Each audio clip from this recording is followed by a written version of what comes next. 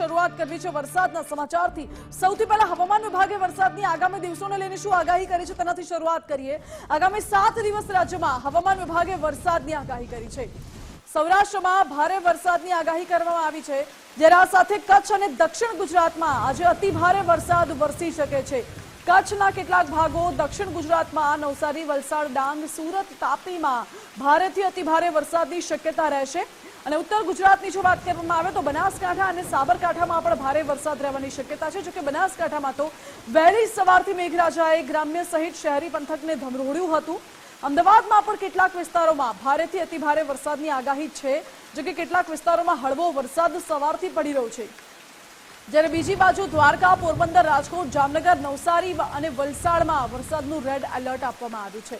સાથે જ માછીમારોને આગામી 3 થી 4 દિવસ દરિયો ન ખેડવા માટેની પણ સૂચના હવામાન વિભાગ દ્વારા આપવામાં આવી છે।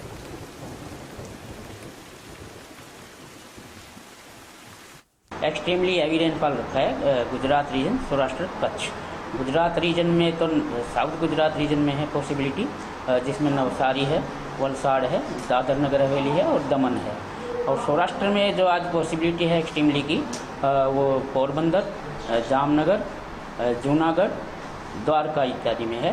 और जो वेरी हैवी है वो कच्छ में है, और गुजरात रीजन में वेरी हैवी बनासकांठा, साबरकांठा और नीचे का पोर्शन है, जो कि अपना सूरत है, डांग है। और जो वेरी हैवी रेन रखा है डे 2 से डे 7 तक रखा है दोनों में, जिसमें पहले 5 दिन ऑरेंज अलर्ट है और लास्ट के 2 दिन अभी येलो अलर्ट के साथ वेरी हैवी दिया गया है। તો આ સાથે રાજ્યમાં ગત 24 કલાકની અંદર 159 તાલુકામાં વરસાદ વરસ્યો છે।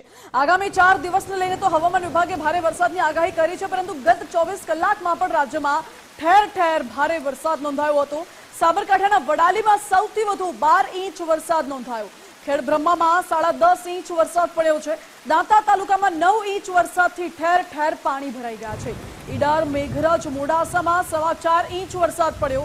7 તાલુકામાં 2.5 થી 3 ઇંચ સુધીનો વરસાદ પડ્યો છે, અને અન્ય તાલુકામાં 1.5 થી 1.5 ઇંચ સુધીનો વરસાદ ખાબક્યો છે।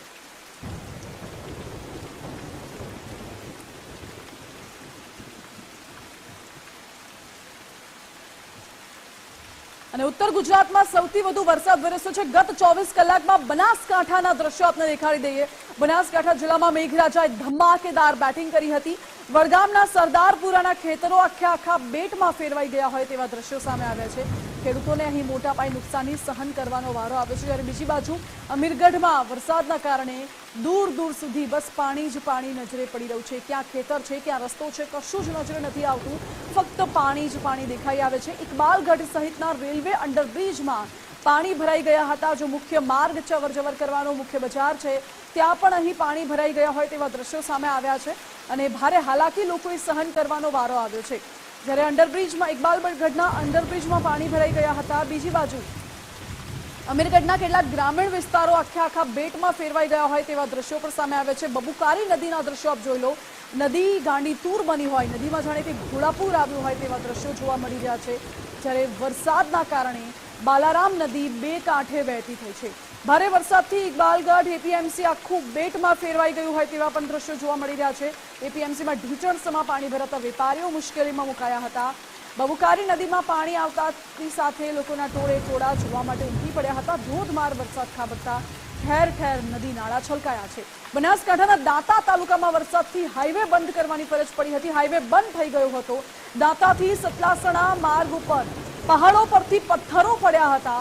બનાસકાંઠાના દાંતા તાલુકામાં 9 ઇંચ જેટલો વરસાદ ખાબક્યો છે। પહાડો પરથી ભેખડો ધસી પડે છે। હોટેલ અને શોપિંગ સેન્ટરની આગળ ઘૂંટણસમાં પાણી ભરાઈ ગયા હતા। અને પાલનપુરના દ્રશ્યો પણ આપણે દેખાડી દઈએ। છેલ્લા 30 વર્ષ બાદ પાલનપુરના ઉમરદસી નદીમાં નવા નીર આવ્યા છે, અને આ નદી ગાંડીતુર બની હોય। ઉમરદસી નદીના દ્રશ્યો આપ જોઈ લો। પાલનપુરથી ઉમરદસી નદીને જોવા માટે આજુબાજુના ગામડામાંથી લોકો ઉમટી પડ્યા હતા। પાલનપુરના વેડંચા ભાવીસણા ગામનો માર્ગ બંધ થઈ ગયો હતો, જ્યારે લડવી નદીના વરસાદી પાણી કોઝવે ઉપર ફરી વળ્યા, અને કોઝવે પરથી અવરજવર હાલ બંધ કરવામાં આવી છે। કોઝવે પરથી અવરજવર અત્યારે શક્ય નથી, કારણ કે પાણી ફરી વળ્યા છે। સતલાસણાના દ્રશ્યો પણ જોઈ લો, જ્યાં ભારે વરસાદને પગલે પહાડો પરથી ભેખડો વસી પડી હતી તેના દ્રશ્યો।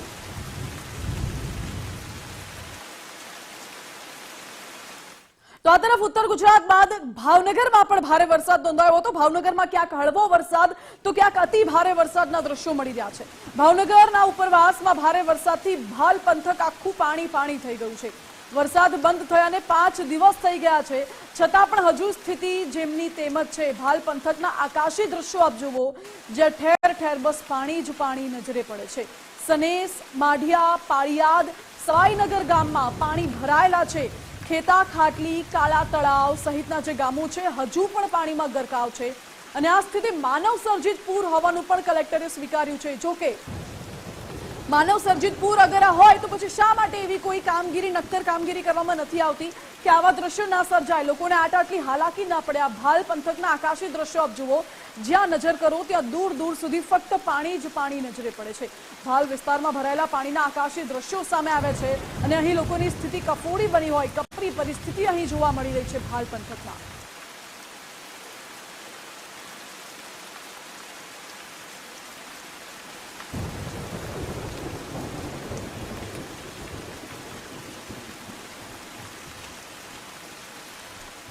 અને આ સાથે ભાવનગરના મહુવામાં પણ મેઘરાજાએ ધમાકેદાર બેટિંગ કરી હતી।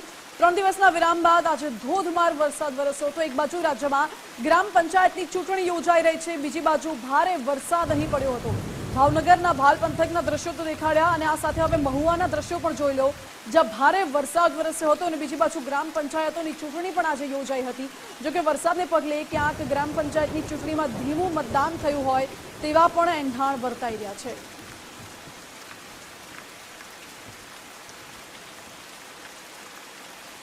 ત્રણ દિવસના વિરામ બાદ આજે ધોધમાર વરસાદ વરસ્યો હતો। એક બાજુ ગ્રામ પંચાયતની ચૂંટણી તો બીજી બાજુ ભારે વરસાદ વરસ્યો।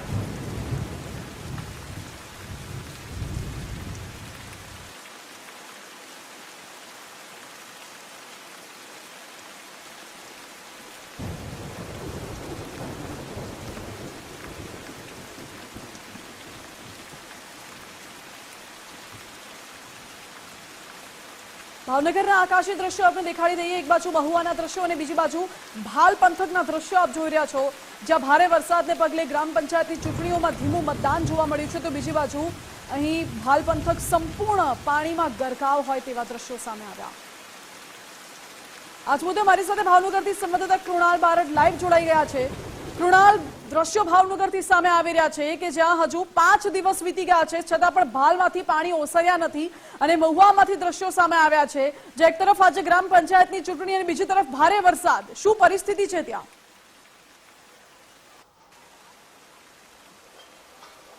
બિલકુલ માનસી, જો વાત કરીએ તો ભાવનગર જિલ્લામાં 5 દિવસ અગાઉ જે પ્રમાણે વરસાદે દસ્તક દીધી હતી ને ભાવનગર જિલ્લાને ધમરોળ્યું હતું અને સાથે વાત કરીએ તો ભાલ પંથક છે તે ભાલ પંથકમાં પણ જે છે તે 5 થી 7 ગામોમાં વરસાદી જે ઉપરવાસના જે પાણી કાળુબાર નદી અને અન્ય એક નદી છે તે નદીમાં આવી જતા ચોક્કસથી વિપરીત સ્થિતિનું નિર્માણ છે તે જોવા મળ્યું હતું। આકાશી દ્રશ્યો પણ આપણે જોયા કે જે પ્રમાણે જે સમગ્ર ભાલ વિસ્તારના 5 થી 7 જેટલા ગામો છે તે ગામોમાં હજુ સુધી પણ પાણી નથી ઓસરી રહ્યા। તેનું કારણ એક જ છે કે જે પ્રમાણે ત્યાં માનવ સર્જિત જે પૂર છે તે પૂર આવ્યું, તેના કારણે ચોક્કસથી આ પ્રકારની સ્થિતિનું માનસિક નિર્માણ થયું છે। બીજી તરફની વાત કરીએ તો જે પ્રમાણે જ્યાં અગરોના એકમો એટલે કે જે સોલ્ટના જે એકમો આવેલા છે તેના પાળા જે છે તે બાંધી દેવામાં આવતા, તેના કારણે ચોક્કસથી અહીંયા આગળ જે કાળુબાર નદી અને અન્ય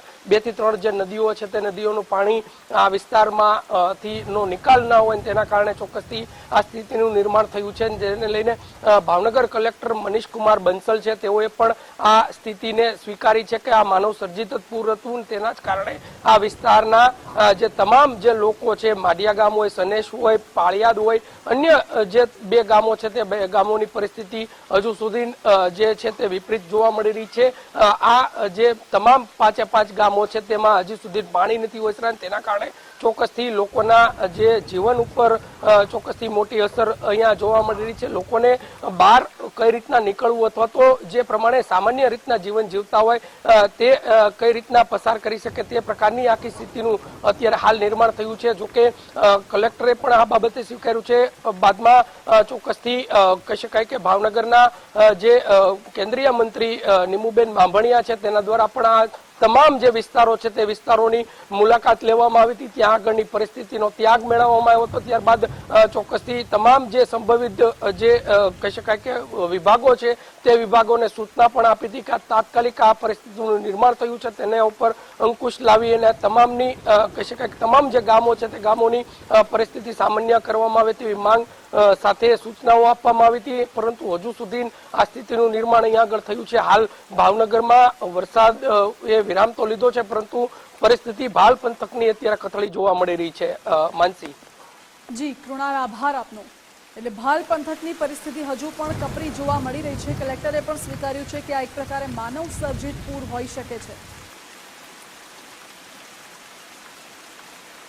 અને આ સિવાય હવે સુરતથી પણ દ્રશ્યો મળી રહ્યા છે, જે સુરતના આઠવા લાઈન વિસ્તારમાં વરસાદી માહોલ છવાયો હતો। ભારે પવન સાથે છૂટો છવાયો વરસાદ વરસ્યો હતો અને વરસાદના કારણે વાતાવરણમાં તો ઠંડક પ્રસરી ગઈ હોય તેવા પણ દૃશ્યો જોવા મળી રહ્યા છે। ભારે પવન સાથે છૂટો છવાયો વરસાદ સુરતમાં પડ્યો હતો। કેટલાક સ્થળે ભારે વરસાદ નોંધાયો, જ્યારે કેટલાક સ્થળે છૂટો છવાયો હળવો વરસાદ પડ્યો હતો।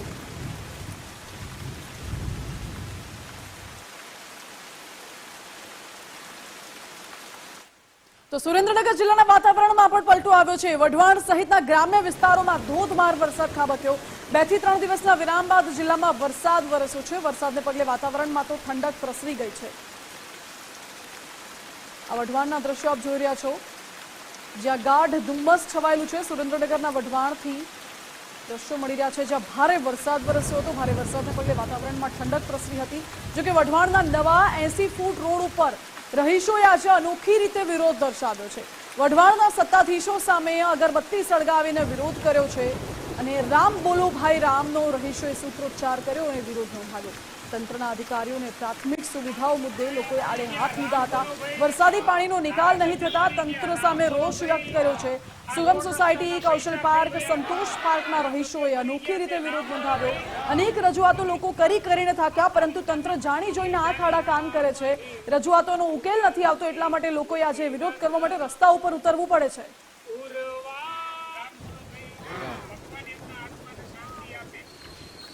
રહીએ છીએ અને અમે આજે ઉગ્ર આંદોલન કરેલું છે, જેમાં અમે રામ બોલો ભાઈ રામ કરી અને અગરબત્તી લઈ અને ધારાસભ્યના નામનું, કલેક્ટરના નામનું અને તંત્રના નામે અમે રામ બોલો ભાઈ રામ બોલ્યું છે અને બધાને અમે મરી પરિવારે માન્યા છીએ। કારણ કે મત લેવા સૌ કોઈ દોડીને પહોંચી જાય છે અમારી સોસાયટીમાં, અમારા વિસ્તારમાં। કેમ દલિતો તમને વોટ આપે છે ત્યારે તમને દલિત વિસ્તાર ગમે છે, અને જ્યારે કોઈ બી કઈ કામ કરવાનું આવે છે ત્યારે તમે અધર કાસ્ટનું પહેલા સાંભળો છો, તો દલિત વિસ્તારનું કેમ નહીં?